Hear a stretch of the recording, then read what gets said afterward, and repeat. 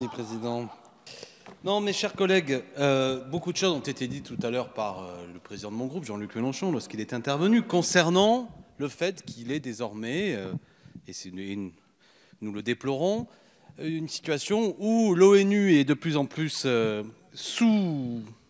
sous-investi, si je puis dire, et à l'inverse, valoriser le G7, qui pour nous n'est qu'un club de riches, à l'intérieur duquel, disons-le franchement, l'intérêt général n'est jamais défendu, mais plutôt celui d'une minorité des pays les plus riches du globe. Nous n'avons donc assez de voir ces 7 nations décider à huis clos des modalités de l'économie mondiale. Quel mandat, en vérité, a été donné par qui que ce soit, parmi les dirigeants de ces pays-là, pour décider au nom de tous les autres? Plutôt qu'un G7, il faudrait défendre un G197, si vous permettez. Cela existe déjà, c'est l'ONU.